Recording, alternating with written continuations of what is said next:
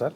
ప్రధానంగా అంటే పాపిరెడ్డి గారు ఒక విశ్లేషణ చేశారంటే ఎప్పుడూ లేనటువంటి ఒక క్లియర్ కట్గా పేదలకు ఉన్నటువంటి అవసరాలను గుర్తించి వారికి అనుకూలంగా ఒక బడ్జెట్ ఈసారి ప్రవేశపెట్టారు నిర్మలా సీతారామన్ చెప్పారు. సో మీ అంచనాల్లో అంటే ఈసారి బీజేపీ వ్యూహం మార్చింది, కేంద్ర ప్రభుత్వం ప్రజలకు అంటే గతంలో జరిగినటువంటి ఏవైతే ఉన్నాయో లోపాలు సరిచేసుకుంటే ఈసారి పూర్తిస్థాయి బడ్జెట్ పేదలకు అనుకూలంగా మధ్యతరగతి ప్రజలకు అనుకూలంగా పెట్టింది అనుకోవచ్చు. ఎస్, ఖచ్చితంగా. అంటే సంపద సృష్టించాలి. సంపద సృష్టిస్తే తప్ప కేంద్రానికి ఆదాయం పెరగదు. ఆదాయ వనరు పెంచుకోవాలనుకుంటే ప్రజల వద్ద సంపద సృష్టించాలి. కాబట్టి అంటే సామాన్య ప్రజలను, పేద ప్రజలను, రైతాంగాన్ని దృష్టిలో పెట్టుకొని మాత్రమే ఈ బడ్జెట్ రూపొందించాలని చెప్పచ్చు. డాంబికాలకు పోకుండా ఏదో గొప్పలు చెప్పుకొని అనవసరంగా ఇబ్బంది పడడం కన్నా వాస్తవానికి అంటే నేల మీద ఉండి నేల మీద సాము చేసి నేల మీద సాధించుకోవాలి అనే యాంగిల్లోనే కొంత ఈ బడ్జెట్ రూపకల్పిందని చెప్పచ్చు. కారణం ఏంటంటే మనం రైతులను తీసుకోవచ్చు. దేశవ్యాప్తంగా రైతాంగం కొంత ఇబ్బందిగా ఉంది అని చెప్పేసి ప్రచారం జరుగుతూ ఉన్నది. అదేవిధంగా రైతులకు కేంద్ర ప్రభుత్వము ఏ రకమైన సహాయం చేయట్లేదు అని చెప్పేసి ఢిల్లీ సరిహద్దుల్లో కొంత గొడవలు జరుగుతూ ఉన్నాయి. మనం దీర్ఘకాలికంగా జరుగుతూ ఉన్నాయి అక్కడ. కాబట్టి అట్లాంటి అంటే ఈ రైతుల నుంచి వచ్చేటువంటి తిరుగుబాటును కొంత తగ్గించుకోవాలి.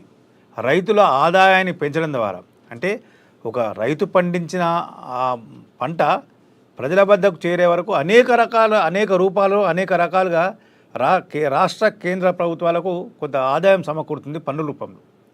అంటే ఎక్స్పోర్ట్ బిజినెస్ కానీ లేకపోతే ఇంటర్నల్గా జరిగేటువంటి వ్యాపార లావాదేవీలు కానీ మిగతా అంశాలు రైస్ మిల్స్ తీసుకోండి.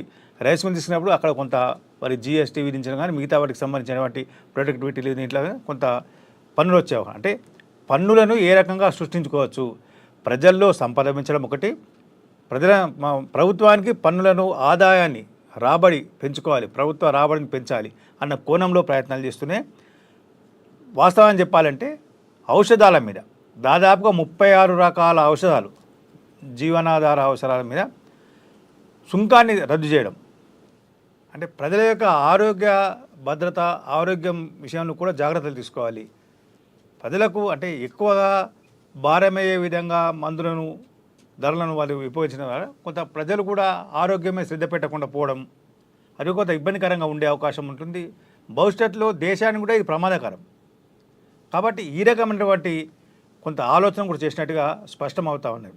అదేవిధంగా యువతను స్వయం ఉపాధి అంశాల మీద కొంత దృష్టి పెట్టే విధంగా అంటే స్టార్టప్ కంపెనీలను ప్రోత్సహించడం, స్కిల్ డెవలప్మెంట్ను యువతలో పెంపొందించడం కోసం ప్రయత్నాలు చేయడం అంటే ఇట్లాంటి కార్యక్రమాలు చేయడం.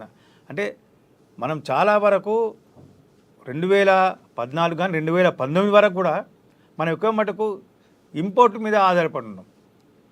మనకు సరుకుల దిగుమతులు ఎక్కువగా వచ్చాయి. కానీ ఆ తర్వాత తీసుకున్నటువంటి మోడీ ప్రభుత్వం ఫస్ట్ టర్మ్లో తీసుకున్నటువంటి సెకండ్ టర్మ్లో కొంతవరకు పనిచేసింది, ఈ టర్మ్లో ఇంకెంత పనిచేసినా చూడాలి. అంటే 1 ఇయర్ అవుతుంది కాబట్టి అంటే ఫస్ట్ టర్మ్లో కొంత ఎక్స్పోర్ట్ను తగ్గించుకోవాలనుకున్నారు, సెకండ్ టర్మ్కు తగ్గించారు, అనుకున్న లక్ష్యాన్ని నెరవేర్చుకున్నారు కూడా. అంటే ఈ థర్డ్ టర్మ్లో కూడా కొంత తగ్గించుకోవాలి అనుకున్నప్పుడు కొంత స్టార్టప్ కంపెనీలను ప్రోత్సహించాలి.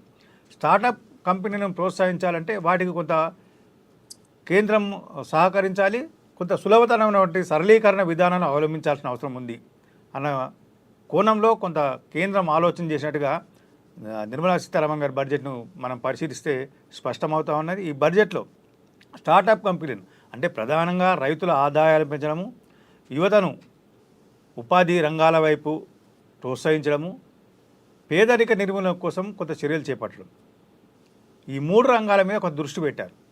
అంటే అదానీ, అంబానీ, మోడీ అని ఏ రకంగా అయితే వస్తున్నాయో ఆ అపప్రదను కొంత దూరం చేసుకోవడంతో పాటు వాస్తవికతకు దగ్గరగా కేంద్ర బడ్జెట్ను రూపొందించాలి అని చెప్పేసి కొంత నిర్ణయించుకున్నట్టుగా మనకు స్పష్టమవుతూ ఉన్నది. ఈ బడ్జెట్ కూడా అదే రకంగా ఉంది. అంటే పన్నులు వేయలేదు, ఇండియా వేసారంటే కొన్నిటికి. అదేవిధంగా పర్యావరణ పరిరక్షణ విషయంలో కాలుష్యాన్ని తగ్గించాలి. అంటే ఢిల్లీలో వాళ్ళు ఉన్నారా దాని గురించి తీసుకున్నారా, లేకపోతే దేశవ్యాప్తంగా వచ్చే గ్లోబలీకరణ విధానాల్లో కొంతకాలంగా ప్రకృతి వైపరీత్యాలు, కాలుష్య వీటికి సంబంధించి వస్తున్నటువంటి విషయాలను దృష్టిలో పెట్టుకొని చేస్తున్నారా, లేకపోతే ఈవెన్ ప్రపంచవ్యాప్తంగా ఎలక్ట్రిక్ వెహికల్ తీసుకోవాలి అని చెప్పేసి ఏదైతే తీసుకున్నారో దాన్ని ప్రోత్సహించాలనుకున్నారా, ఈ కోణం తీసుకుంటే ఈవీని ఎలక్ట్రిక్ వెహికల్స్ వీటికి సంబంధించిన విషయంలో వాటిని ఆల్రెడీ రాష్ట్ర ప్రభుత్వాలు కొంత అంటే మన తెలంగాణకు సంబంధించిన విషయంలో పరిశీలిస్తే ఎలక్ట్రిక్ వెహికల్స్ విషయంలో జీరో ప్రాసెసింగ్ ఫీ కానీ జీరో ఫీజుతోటి వాళ్ళు రిజిస్ట్రేషన్ చేస్తూ ఉన్నారు. ఇప్పుడు కేంద్ర ప్రభుత్వం కూడా ఎలక్ట్రిక్ వెహికల్స్లో ప్రధానంగా వినియోగించినటువంటి లిథియం బ్యాటరీస్, లిథియం మీద సుంకాన్ని రద్దు చేస్తున్నాం పూర్తి స్థాయిలో అని చెప్పారు. దీని ద్వారా ఎలక్ట్రిక్ వెహికల్స్ వినియోగం పెరిగే అవకాశం ఉంది. తద్వారా పర్యావరణ హాని కొంచెం తగ్గే అవకాశం ఉంది. పర్యావరణం పరిరక్షణకు కొంత కృషి చేసిన తోడ్పాటు అందించే అవకాశం ఉంది. అంటే ఈ కోణంలో ఇటు యువతను వీటన్నింటినీ ఈ రంగాలకు తీసుకొని చేయడం ద్వారా కొంత కేంద్ర ప్రభుత్వం ఈ కోణంలో ఆలోచన చేసి అంటే బహుళ ప్రయోజనాల దృష్టిలో పెట్టుకొని కేంద్ర ప్రభుత్వం ఈ బడ్జెట్ రూపొందించింది అని మనం చెప్పాల్సిన అవసరం ఉంటుంది రాజశేఖర్. రైట్. పాపిరెడ్డి గారు, అంటే ఇంకొకటి ప్రధానంగా స్లాబ్ రేట్స్ అంటే మనం